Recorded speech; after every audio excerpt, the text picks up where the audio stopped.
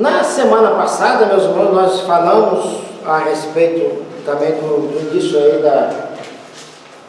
do livro de Atos dos Apóstolos, que foi escrito por Lucas, né? Nós falamos sobre o reino de Deus, porque o reino de Deus é um assunto prevalecente, não somente no Evangelho de Lucas, como também aqui no livro de Atos dos Apóstolos, bem no início aqui, nos primeiros versículos do capítulo 1, né? Jesus passou aqueles 40 dias ensinando acerca do reino de Deus. Nós falamos sobre o reino de Deus no domingo passado.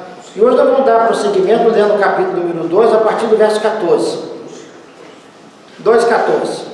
E aconteceu que, colocando-se em pé junto com os 11, Pedro tomou a palavra e em alta voz pregou à multidão reunida, homens judeus e todos os habitantes de Jerusalém. Permitais que vos esclareça o que se passa. Dai, pois, atenção às minhas palavras. Estes homens não estão embriagados como pensais, até porque é apenas 9 horas da manhã. Muito diferente disto, o que está ocorrendo foi predito pelo profeta Joel. Nos últimos dias, diz o Senhor, que derramarei do meu espírito sobre todos os povos, e os seus filhos e as suas filhas profetizarão, os jovens terão visões e os velhos terão sonhos. Sobre os meus servos e as minhas servas derramarei o meu espírito naqueles dias, e eles profetizarão. Mostrarei maravilhas em cima dos céus e sinais embaixo da terra, sangue, fogo e fumaça. O sol se tornará em trevas e a lua em sangue, antes que venha o grande e glorioso dia do Senhor. E todo aquele que invocar o nome do Senhor será salvo. Israelitas, escutai essas palavras. Jesus de Nazaré, homem aprovado por Deus, diante de vós por meio de milagres, feitos portentosos e muitos sinais, que Deus, por meio dele, realizou entre vós, como vós mesmos bem sabeis. Este homem foi entregue por propósito determinado e pré-conhecimento de Deus, mas vós, com a cooperação de homens perversos, o assassinaram, pregando-o numa cruz. Contudo, Deus o ressuscitou dentre os mortos, rompendo os laços da morte, porque era impossível que a morte o retivesse.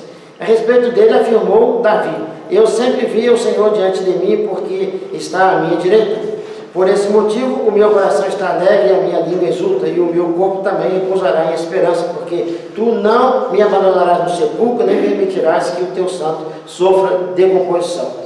Tu me fizeste conhecer os caminhos da vida e me encherá de alegria na tua presença. Caros irmãos, concedei-me a licença de falar-vos com toda a franqueza que o patriarca Davi morreu e foi sepultado, e o seu túmulo está entre nós até o dia de hoje. Todavia, ele era profeta e sabia que Deus lhe prometera sob juramento que colocaria um dos seus descendentes em seu trono. Antevendo isso, profetizou a respeito de Jesus Cristo, que não foi abandonado no sepulcro e cujo corpo não sofreu decomposição. Deus estou esse Jesus, todos nós somos testemunhas desse fato. Exaltado a destra de Deus, ele recebeu do Pai o Espírito Santo prometido e derramou o que agora vedes e ouvis. Porquanto Davi não foi elevado ao céu, mas ele mesmo declarou: o Senhor disse ao meu Senhor: senta-te à minha direita, e até que eu ponha os teus inimigos como um estrado para os teus pés. Sendo assim, todo o povo de Israel tem absoluta certeza disso. Esse Jesus a quem vós crucificaste, Deus o fez Senhor e Messias. Amém, irmãos? Amém. Graças te damos, ó Pai, pela tua palavra aos nossos corações nessa noite, e rogamos, ó Pai, que o teu Santo Espírito fale aos nossos corações, no nome de Jesus. Amém. Esse texto nós vamos ler a pregação de Pedro. Foi a primeira pregação, né, que foi feita na igreja cristã. Antes disso, Pedro tinha pregado, porque só Jesus, né, estava ministrando a palavra. Agora Pedro faz esse sermão, que vem depois do Pentecostes, daquele milagre que aconteceu ali quando os irmãos apóstolos começaram a pregar, cada um ouvia na sua própria língua. Então foi realmente uma coisa interessante. E em decorrência disso vem o sermão de Pedro. Porque vejam bem aqui, e aconteceu que, colocando-se em pé com os 11, Pedro tomou a palavra e disse em alta voz: homens judeus de todos os habitantes de Jerusalém, permitais que vos esclareçam aqui o que se passa. Eles tinham acusado as pessoas que estavam ali e que ouviram, cada um na sua própria língua, todo mundo ficou abismado, né? Porque ouvindo as grandezas de Deus na sua própria língua, aquele louvoroso todo. E alguém disse então que a pessoa estava meio já tomada da cunha, né? Aí Pedro está dizendo, olha, são apenas 9 horas da manhã, ninguém está embriagado aqui. Né? O que acontece, meus irmãos, é que aquelas pessoas que estavam criticando o alvoroço que aconteceu eram aqueles que estavam entendendo, aqueles que ouviram na sua própria língua, na língua natal, que ouviram a língua hebraica, o aramaico, quando foi a pregação de Pedro, deve ter pregado em aramaico. Aqueles que ouviram em aramaico não perceberam o milagre, porque os apóstolos falavam na língua dele. Por exemplo, se eu estou falando em português aqui, e vocês todos entendem português, tudo tranquilo, mas se tem alguém aqui que é inglês, que é alemão, ou que é francês, e começa a ouvir também francês, eles vão ficar apavorados. O que está acontecendo? Estão ouvindo a nossa própria língua. E o milagre não foi para os judeus de Jerusalém, que entendiam muito bem o aramaico. O milagre foi para os estrangeiros. E eles, sim, ficaram abismados com aquilo que estava acontecendo. Então, os da casa, né, os domésticos, foram eles que disseram, esse povão aí está cheio da canha já, cedo da manhã. Então, Pedro contesta exatamente isso aqui, dizendo que não era isso que realmente estava acontecendo. E o sermão dele se baseia exatamente nisso aí. Então, há 3 divisões aqui no sermão de Pedro. Primeiro, quando ele se refere aos judeus, e depois aos israelitas, e por fim aos irmãos. No primeiro ponto aqui, ele se refere exatamente aos judeus, todos os habitantes de Jerusalém, homens judeus e todos que habitam em Jerusalém. Então ele está falando para as pessoas religiosas de Jerusalém. Essa primeira divisão do sermão dele é para os religiosos, porque a palavra judeu, o termo judeu, não tinha conotação religiosa, aqueles que eram religiosos. Os religiosos de Jerusalém. Então ele está esclarecendo, esses homens não estão embriagados, até porque são apenas 9 horas da manhã. Muito diferente, o que está ocorrendo foi predito pelo profeta Joel. E a profecia de Joel é essa: nos últimos dias, diz o Senhor, que derramarei do meu Espírito sobre todos os povos, e os filhos de suas filhas profetizarão, os jovens terão visões, e os velhos terão sonhos. E sobre os meus servos e as minhas servas derramarei o meu Espírito naqueles dias, e eles profetizarão.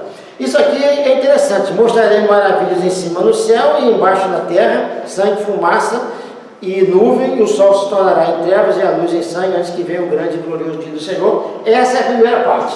Se refere então aos religiosos, é uma palavra direta para os religiosos, porque refere diretamente às profecias de Joel. E essa profecia de Joel, o que diz? Que o Espírito Santo seria derramado sobre todas as pessoas, é um nivelamento. Antes o Espírito Santo era concedido aos profetas, aos sacerdotes, às pessoas importantes, aos religiosos da elite. Né? Agora não, o Espírito Santo é para todo mundo. Há um nivelamento aqui. Agora as diferenças não vão terminar, vai terminar a hierarquia.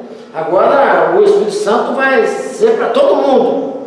E o fato de cada um ouvir na sua própria língua, todas aquelas pessoas de vários lugares, é a prova dessa universalidade agora que iria acontecer. Tanto a palavra de Deus seria universalmente, seria alcançada, seria levada a todas as pessoas de todos os lugares, mas com todos eles estariam no mesmo nível, no mesmo patamar. E é isso que o profeta aqui, o apóstolo Tiago, fala lá, que ele combate essa questão de dar primazia da igreja para uns e a outros não. Coloca fulano de tal sentado aqui na frente, porque ele é autoridade, ele é fulano de tal, senta aqui, e os outros vão cortar e ficar lá atrás, lá se viram como pode. Agora não. Agora não teria esse negócio de sacerdote, sumo sacerdote, profeta. Agora o Espírito Santo ia pegar todo mundo. Aos servos também, a servos, os escravos, todo mundo ia receber o Espírito. A salvação para todo mundo. Não está limitada mais à religião, não está limitada à classe social, não está limitada aos políticos, não está limitada aos religiosos de carreira. O Espírito Santo agora iria realmente fazer sua obra em todas as pessoas. Todos aqueles que abrirem seu coração vão receber o Espírito Santo de Deus. Porque Deus veio para todos, a salvação é para todos, é universal, ilimitada. Então, esse foi um recado diretamente para os religiosos elitistas, né? Os religiosos que queriam concentrar a religião só para eles. Então, essa palavra de Pedro é exatamente para isso, mostrar que o que estava acontecendo ali é que agora mudou completamente. Estamos numa nova dimensão espiritual. As coisas sérias agora ficaram para trás, tudo agora é novo. Por isso que eu falei no início, é o reino de Deus. Ele veio, Jesus veio o quê? Implantar o reino de Deus. Quando Jesus veio, o reino de Deus se estabeleceu. E agora existe uma nova realidade, que é o reino de Deus. E no reino de Deus as coisas vão funcionar desse jeito. No reino de Deus ninguém é melhor do que ninguém. No reino de Deus todo mundo é igual. Esse é o recado, o primeiro recado de Pedro para as pessoas que estavam ali presentes, principalmente os religiosos, né? Que o reino de Deus agora é uma nova realidade, e nessa nova realidade espiritual, todas as pessoas têm acesso de igual modo. Todas as pessoas vão ser igualmente beneficiadas. Se o indivíduo sabe ler, se ele não sabe ler, se ele é daqui ou dali, é de uma província insignificante, nada onde, se é uma cidadezinha miudinha, como Jesus mesmo, que é lá de Nazaré, né? Pode vir alguma coisa boa de Nazaré, alegaram isso aí, né? Então, exatamente esse é o primeiro aspecto, meus irmãos, que Pedro quis salientar na sua pregação, né? E vejam bem que Pedro faz aqui, ele faz um testemunho, aquilo que eu falei lá no princípio, na semana passada, que agora, nós cidadãos do reino de Deus, somos testemunhos. Testemunho de quê? De fatos. Então ele está falando de fatos, está falando de coisas que estão acontecendo, estavam acontecendo. A testemunha é fato. Ele está dizendo, ó, o que está vendo aqui, isso que está acontecendo aqui agora, esse é um fato, é o cumprimento da profecia. Então o Evangelho é composto de fatos, de coisas que acontecem. Nós testemunhamos coisas que aconteceram no passado, que estão acontecendo e que vão acontecer. Amém, irmãos? Amém. E então, outra coisa importante aqui no verso 17 diz: nos últimos dias, diz o Senhor. A profecia começou assim, nos últimos dias. Então, irmãos, o que o profeta, que o Pedro também está salientando, que ele está dizendo, agora começou os últimos dias. Naquele dia, ali no Pentecostes, começou os últimos dias. Quando pensamos em últimos dias, no aspecto aqui da palavra profética, não significa falta 3 ou 4 dias, uma semana ou 2 meses. Esses últimos dias é um período muito grande ou um período muito pequeno, sabe-se lá quanto tempo é esses últimos dias. Do ponto de vista divino, os irmãos sabem que um dia como 1000 anos é como um dia. Mas o que ele está dizendo? Começou a última fase. Esse é o último período. E ele se referiu a esse último período, o profeta fala como últimos dias. Então, estamos vivendo os últimos dias. Eu lembro que minha mãe sempre dizia assim, nós estamos vivendo os últimos dias. E ela não estava errada. Lembra? Alguém lembra que minha mãe falava assim? Pois é, estamos vivendo os últimos dias. Semana eu disse aqui, estamos vivendo os últimos dias, né? Estamos vivendo os últimos dias. Esses são os últimos dias. Começou ali no Pentecostes. Esses últimos dias são os dias diferentes. São os dias da graça. São os dias da misericórdia. Né? Esses últimos dias são dias de acontecimentos impressionantes, grandiosos, que eles começaram a ver aqueles acontecimentos ali. Veja o que ele está dizendo, coisas grandiosas, né, coisas catastróficas vão acontecer a partir daquele dia, da hora para diante. E a conversão, a salvação de uma alma é uma coisa espetacular, porque não tem interferência humana na salvação de uma alma, na transformação de uma pessoa. Não tem interferência humana, é puramente divina. Né? Então a salvação ela é obra divina. Né? O fato de nós termos que crer em Jesus não interferimos na salvação.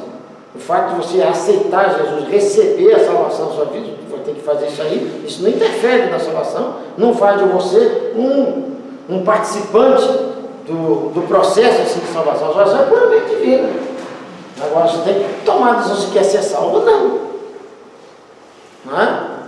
É como o sujeito está lá no alto do prédio, quer se atirar lá de cima, ou que ele está perigoso cair lá, ele tem que estender a mão para ser salvo. Mas o fato de estender a mão não quer dizer que ele está se auto-salvando. Quem está salvando ele é quem foi lá, subiu lá em cima e retirar de lá. Então quem nos salvou foi quem morreu por nós, Jesus. Agora, se o fato de aceitarmos essa salvação não faz de nós autor da salvação. Então, nesses tempos, esses últimos dias são dias de salvação. São dias de obras grandiosas, de pessoas sendo curadas, de pessoas sendo, milagres acontecendo. E, meus irmãos, então os irmãos observam aqui. Um milagre aconteceu ali. Cada um via na sua própria vida. Mas teve gente que não viu o milagre. Aqueles que disseram, estão cheios de vias, não viram o milagre. O milagre continua acontecendo e pessoas continuam não vendo o milagre. E ele está acontecendo ali do lado. Está ali bem do lado. O milagre a gente entende o milagre, vê o milagre com os olhos da fé. Não, isso ali aconteceu também, ele deu tomado um remédio que esqueceram. Mas o milagre acontece. Mas acontece para quem tem os olhos da fé para perceber o milagre. Senão ele acontece do teu lado, você não vê. Então, o que o profeta diz aqui, esses últimos dias serão dias especiais, serão dias grandiosos, serão dias que Deus vai manifestar o seu poder, a sua glória, e vai culminar, então, com aquele grande e glorioso dia do Senhor, que é quando o Senhor vai voltar. E aí se volta aquele ponto lá anterior que nós estudamos na lição da semana passada, quando os discípulos perguntaram, será agora a época que vai restaurar o reino de Israel? Esse negócio de dia já não dá para saber. O último dia, nós sabemos quando vai ser esse último dia. Mas sabendo que estamos nos últimos dias. Ou seja, esse é o último período da história da humanidade. Não vai ter outro depois desse. Esse aí é o último. Estamos vivendo esses últimos dias. É um privilégio para nós estarmos nesse período grandioso. É o período da graça, da misericórdia de Deus sobre nossas vidas. Que nós estávamos falando ontem lá com os homens, irmão Marcelo, que se não fosse a misericórdia de Deus, irmão Solimar, tudo por causa da misericórdia de Deus, porque os nossos pecados, pecamos todos os dias, pecamos hoje, vamos pecar amanhã, semana que vem, mas nós temos um advogado que intercede por nós temos Jesus, amém? Que nós o elegemos como o nosso advogado, como o nosso Salvador, então ele perdoa os nossos pecados. Perdoa a quem o elegeu como seu Salvador pessoal. Amém, irmãos? Amém. A segundo aspecto, ele se refere aos israelitas. Aí se refere aos cidadãos. O cidadão geral da nação. Que ele então acusa os israelitas, os cidadãos de Israel, de terem matado o Messias, matado o Senhor Jesus. Ele os acusa de participarem daquele crime, de terem crucificado o Senhor Jesus. Então essa parte aqui, meus irmãos, ele enfatiza que Jesus foi enviado para morrer na cruz pelos nossos pecados. Ele foi enviado por Deus para pagar o preço. Ele diz aqui, assassinaram pregando numa cruz. Contudo, Deus ressuscitou dentre os mortos, rompendo os laços da morte, porque era impossível. Aí ele cita lá o salmista Davi, o Salmo 116, o Salmo 110, quando ele fala a respeito dessa profecia da ressurreição de Jesus. E esse é outro aspecto importante, porque nesses últimos dias é o dia da vitória. Porque ao ressuscitar dentre os mortos, apesar do reino desse mundo, o reino do pecado, o reino das trevas, ter conseguido crucificar Jesus, eles não venceram. O reino de Deus saiu vencedor, porque Jesus ressuscitou dentre os mortos. Então esses últimos dias são dias de vitória, que nós que pertencemos ao reino de Deus, que é um reino paralelo ao reino desse mundo, estamos convivendo paralelamente, convivendo junto, apesar dos valores serem completamente diferentes, as leis serem completamente diferentes desse mundo e do reino de Deus. Nós fazemos parte do reino de Deus, fazemos parte desse grupo de pessoas vencedoras, de que creem e entendem a ressurreição de Jesus como um fato. É isso que ele está dizendo. Aconteceu, ele diz aqui logo em seguida, meus irmãos, por esse motivo meu coração está alegre e a minha língua exulta e o meu corpo também repousará em esperança, e falando citando o salmista, porque tu não me abandonarás no sepulcro e nem permitirás que o teu santo veja corrupção. Tu me fizeste conhecer os caminhos da vida e me encherá de alegria, me encherá de alegria. Então, a ressurreição veio trazer alegria, veio trazer esperança, veio renovar as forças. Então, vivemos nesses últimos dias de esperança, dias de alegria. Então, o crente é uma pessoa alegre. O reino de Deus é um reino de alegria, é um reino de paz, é um reino de felicidade, porque Jesus ressuscitou e venceu a morte. É um fato. É isso que Pedro está dizendo. É um fato. aconteceu, nós somos testemunhas disso, né? Mas lá na frente ele diz que, repete novamente essa questão de sermos testemunhas de todos esses fatos, né, que aconteceram com respeito à ressurreição de Jesus e a sua ascensão. Porque o Lucas narra ali não só a ressurreição de Jesus lá no Evangelho, mas aqui no livro de Atos a sua ascensão. Eles viram Jesus subir aos céus. Então, meus irmãos, o que nós observamos aqui? Nós observamos que, apesar dos reinos das trevas, do pecado, ter conseguido uma aparente vitória, né? Não foi a vitória definitiva, foi a vitória do reino de Deus, nós fazemos parte e nos alegramos com essa vitória, né? Nós nos alegramos, a grande alegria do nosso coração, vivermos, né? Do lado daqueles que vão vencer, não daqueles que vão perder, amém? E por fim ele diz, caros irmãos, se refere agora aos irmãos, se refere agora aos discípulos. Na terceira parte se refere aos discípulos. Concedei-me a licença de falar-vos com toda a franqueza que o patriarca Davi morreu, foi sepultado e o seu túmulo está entre nós no dia de hoje. Todavia, ele era profeta e sabia que Deus lhes prometera sob juramento que colocaria um dos seus descendentes no seu trono.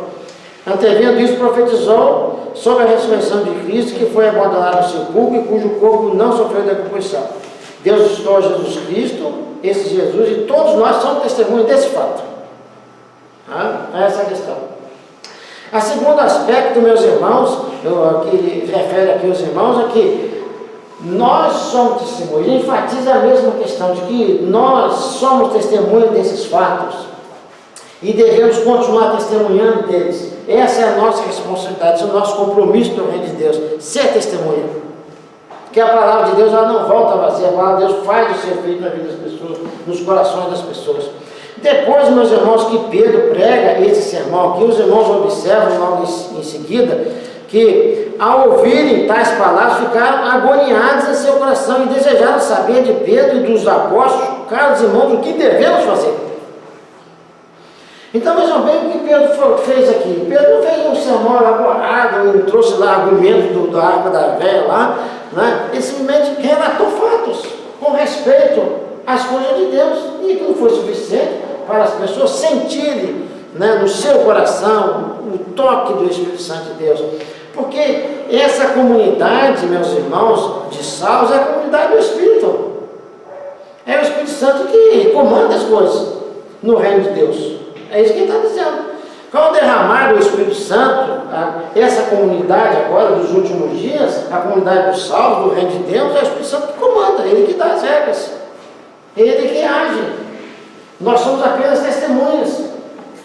Então Pedro, naquele dia, o que ele fez? Testemunhou aqueles fatos para os irmãos, deixou bem claro que as profecias estão sendo cumpridas, que Jesus ressuscitou, ele está dizendo, isso aí que está acontecendo é um fato, é uma realidade, nós estamos dentro do novo reino, isso é um reino de Deus que se estabeleceu, estamos aqui agora. E o pessoal ouviu, e agora, o que nós vamos fazer? Temos que fazer alguma coisa, o que devemos fazer, irmãos? Então Pedro disse, o que Pedro então responde? Arrependei-vos e cada um de vós seja batizado em nome de Jesus para o perdão dos vossos pecados e recebereis o dom do Espírito Santo. Amém? Então essa é a nossa parte, é se arrepender e aceitar. Eles aceitaram aquele relato, aquilo tocou no coração deles, o Espírito Santo agiu no coração deles, eles entenderam e eles se arrependeram e eles foram batizados e se tornaram então a primeira comunidade dos salvos. A primeira igreja, então, foi essa igreja ali, totalmente comandada pelo Espírito Santo. Então, a igreja de Deus, ela tem que ser comandada pelo Espírito. É o Espírito Santo que age nos corações e que faz a obra. Nós somos apenas instrumentos, nós somos apenas testemunhas de todos esses fatos. Devemos continuar testemunhando deles para as pessoas. Não queremos converter as pessoas, mas testemunhar das obras de Deus. Não deixar de falar daquilo que temos visto e ouvido, com respeito às grandezas de Deus. Porque estamos nesses últimos tempos, e esses últimos dias, é o Espírito Santo de Deus que direciona nossas vidas. É o Espírito Santo de Deus que nos comanda. É Ele que tem que tomar a direção da igreja, tem que tomar a direção das nossas vidas. Amém, irmãos? Amém. Que Deus possa nos abençoar, né? Porque esse Jesus, está hoje exaltado, está à destra de Deus. Ele é o nosso advogado, e diz aqui, exaltado à destra de Deus, ele recebeu do Pai o Espírito Santo prometido e derramou o que vós agora vedes e ouvis. Então, sempre falando de fatos que estavam vendo e ouvindo. Então, meus irmãos, aquilo que temos visto e ouvido Deus fazer e reagir nas nossas vidas, nós devemos falar desses fatos, anunciar, porque o reino de Deus consiste exatamente nisso aí. Depende das testemunhas. E nós somos essas testemunhas. Amém? Amém. Graças te damos, ó Pai, pela tua palavra no nosso coração nessa noite. Pedimos a Deus, Senhor, abençoando a tua igreja, fortalecendo a fé, que possamos, ó Deus, ser cidadãos ativos, ó Deus, comandados pelo Espírito Santo de Deus, que indistintamente age nos corações e nas vidas. Que a tua igreja venha, ó Deus, ser uma igreja dinâmica, ó Deus, ativa, ó Senhor, e grandiosa, ó Deus, na pregação de testemunho da tua palavra. No nome santo do teu Filho amado, Cristo Jesus. Amém.